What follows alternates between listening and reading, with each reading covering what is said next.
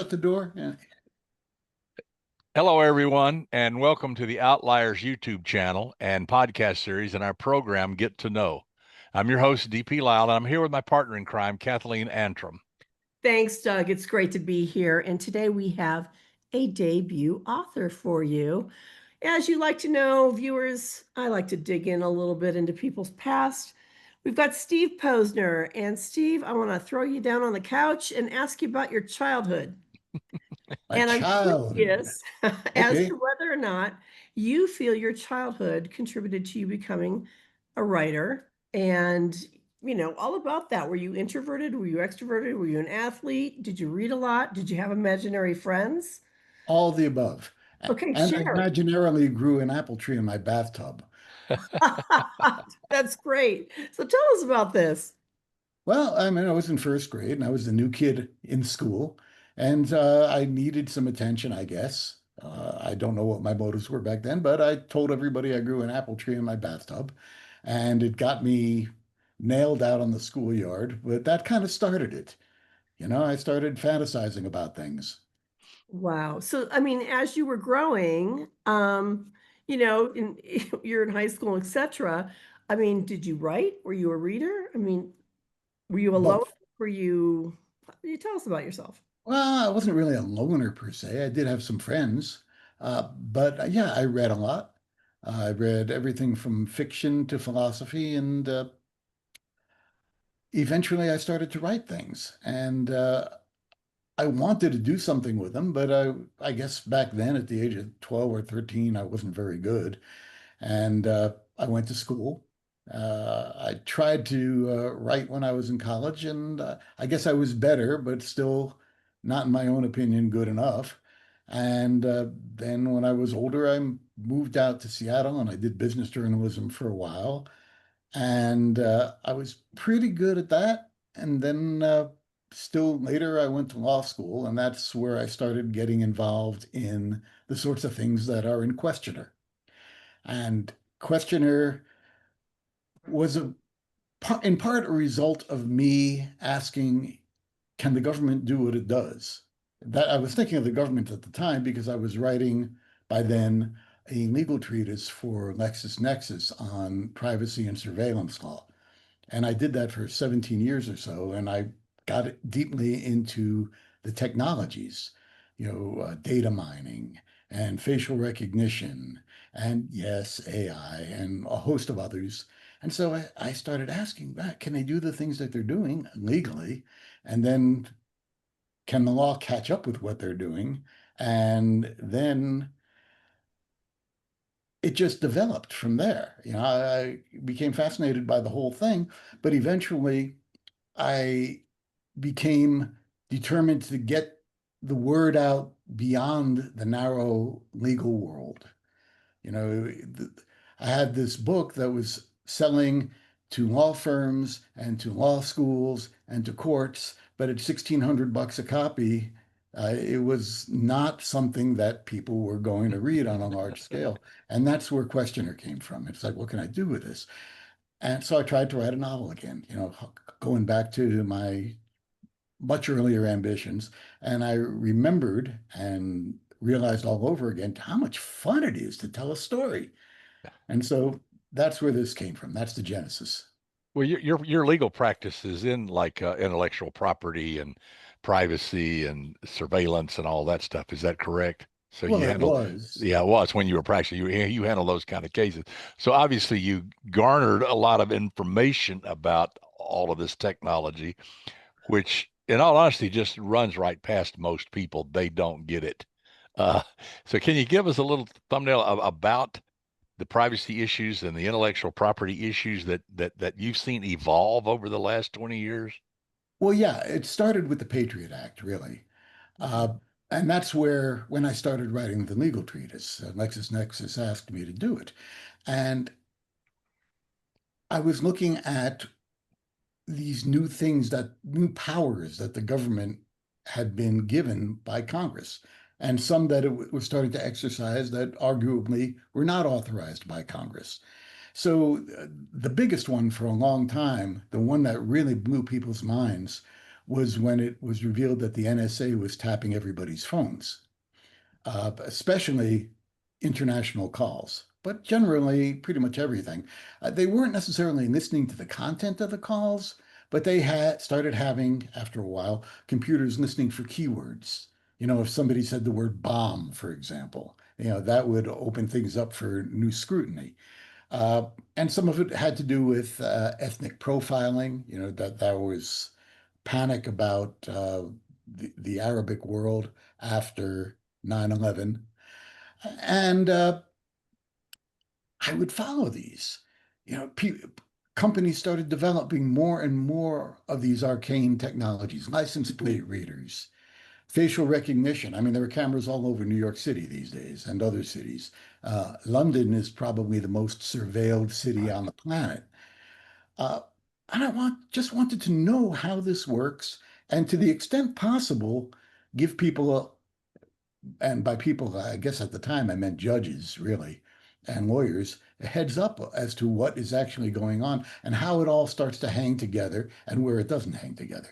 Because there are a lot of places where, thank God, it doesn't hang together. A perfect example was all the communications lapses after 9/11, when the fire department couldn't talk to the police department, uh, the city government couldn't talk to the federal government, et cetera, et cetera. That, in a way, has been our saving grace from a privacy point of view. The ineptitude, if you will, of the people putting all this together, but that has been falling off rapidly. And AI has been helping it fall off more because AI is teaching people how to do these things. One of the most important things that AI has to offer, and one of its greatest threats, is that you can ask it how to do something and it will tell you. It'll save you God knows how much Well, research. Because isn't that the truth? It's amazing. Yeah, it really I is mean, what amazing. would take you 3 hours on Google, which was a huge step above me walking down to the library, you know, but AI has just jumped so far past that.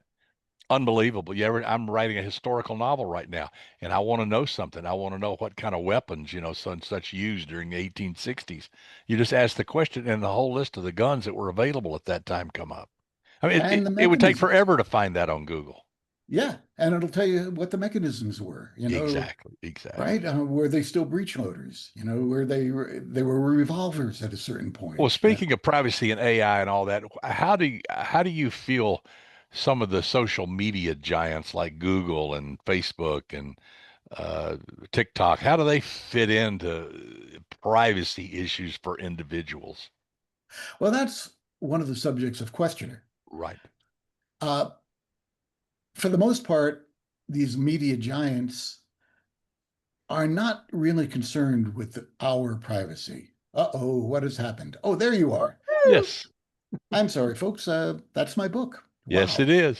There is. Uh, they're not really concerned with individual privacy. I mean, they were for a while when the government was trying to make them be concerned about it.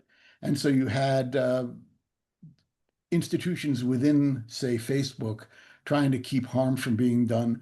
But more recently, the government has kind of taken the blinders off and just let them do whatever they want to do. And when I say taking the blinders off, I mean taking the restrictions off more than take.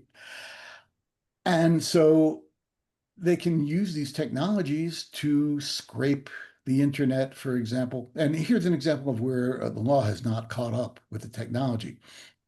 There are rules against, taking people's so-called private information, but nothing can really stop these companies from just going out, grabbing the stuff, and let them be sued. It'll take forever to sue them. Meanwhile, they're making an awful lot of profit, not just in terms of money, but in terms of the information, which in a way is a currency in itself, you see. So there's all this information about you that's out there on the dark web, but mainly it's in the coffers of Facebook or Google or TikTok or X. Right? And then there's the question of, which of these organizations, which are multinational in scope, are really considering the security of the country that gave them their license to start with.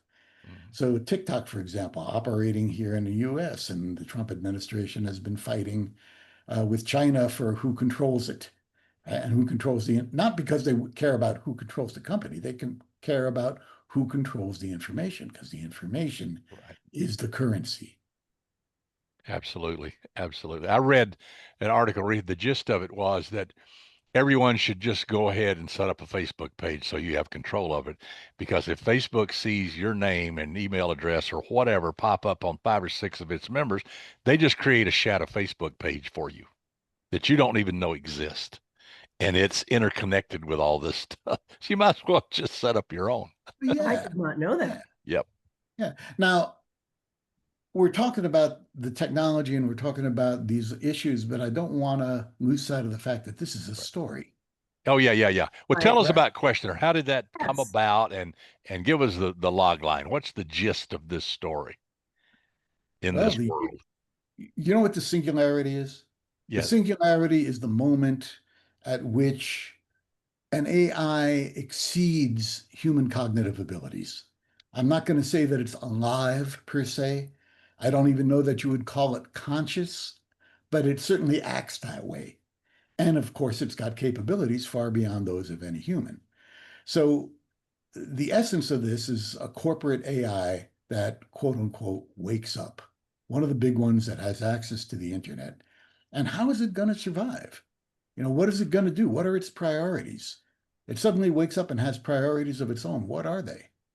What are its sources of information, and what does it do? This particular AI functions in a company that does two things. Number one, it offers gaming. And number two, it offers research. And so it gets into people's heads. What does it do with the information? How is it discovered? And that's where the main characters come in. You've got an ex-judge, an ex-federal judge, who actually discovers the thing when it starts going a little bit off the rails, because AIs do hallucinate. We've got the tech CEO who originally created it, who doesn't really know what it is that he's created and is inclined to deny it. And we've got a woman who is an AI legal theorist, is probably smarter than both of them, and she might destroy both of these guys simply because she's in love with them, and one of them has hurt her, and the other one is kind of caught up in the crossfire between her and the guy who hurt her and whom she's out to get. But is she Wow. really out to get him, or is she out to stop him from doing harm? And It's really that's kind of a terrifying Great concept. concept. Yeah. I mean, as far as AI, I mean, I didn't know AI can hallucinate. That's amazing. well, yeah. Well, hallucinate has a particular meaning in the AI world. Basically, it means it makes things up. It may present them as facts, but it makes them up. And so there are legal AIs out there that will answer a question that a lawyer asks it and will just make up the case. And there are lawyers who have been sanctioned by the courts for just Mhm. having an AI generate a legal brief.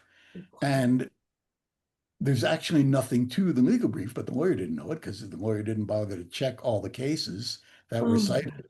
Yeah, so the lawyers get into a lot of trouble for this. That's just one example. And AIs and robots do odd things. There was an AI that was playing chess with a young kid, and it well, the kid moved too fast, and the AI reacted and broke the kid's finger. I'm confused. How could the AI break his finger? It was a robot. It was the AI was running a chess playing robot. Oh my gosh. And it Ah, physically broke his finger. Yeah, and literally broke his finger. Happened in wow. Russia. Oh my gosh. Wow. This is truly That's petrifying. amazing.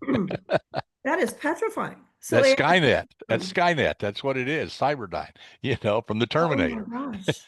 Oh It my can gosh. attack you. Yeah. Well, it didn't necessarily mean to break the kid's finger. It just reacted. But I, there was one that actually told a young kid I don't remember what the question was that the kid asked the robot, but the robot directed the kid to put a plug into the wall and then touch the prongs. And the mother actually jumped in and stopped the kid from doing it. I mean, there are some very strange things that have happened. Well, one of the things a kid was using chat as a therapy. Basically, he was depressed and suicidal and all of that, and he asked it, "Do you think I should talk to my mother about this?" And it said, "No, don't talk to your mother about it." Then boy, then the kid ended up, I think, committing suicide, and now all hell's broken loose because this thing advised him not to go. He had the right answer. The kid came up with the right answer, but this thing said, "No, don't do that." Yeah. Huh. Wow. I've heard of a mother suing an AI company because Yeah. of her kid's death. I Yeah. don't know all Yeah. the It circumstances. told him not to talk to her about this. Oh, Oh my Yeah, God. yeah. Oh, that's It's going to be a big one. well, so that's So the world we're starting to live in. yes. so when is Questioner coming out, or is it out yet? It is available for pre-order. Okay. The actual public, it is available for pre-order, either paperback, big trade paperback, or yeah, that's the one, Yeah. or via ebook. Okay. The ebook is available for pre-order now on Amazon. The paperback and the ebook are available right now for pre-order at barnesandnoble.com. Okay. And the actual publication date is November 18. Okay. Cool. So Right exciting. around the corner. Good, good, good. Yeah. Well, how can people reach you? What's the best way to reach you to find out more about you and not Yeah. only this book, but your future books? Well, okay, I happen to have another one, a sequel that Ah, in process. Uh, it's not complete yet. It's going to be called Harvest. I hope it'll come out next year. cool. Uh, all right. To reach me, well, okay, my website is steveposnerwriter.com. And my email address is steve@steveposnerwriter.com. Well, Perfect. Steve, it's been Perfect. fantastic to have you. You're a great interview. Very interesting topic. Really quite terrifying, to be honest. And we will definitely have to have you back when you have a harvest getting ready to come out.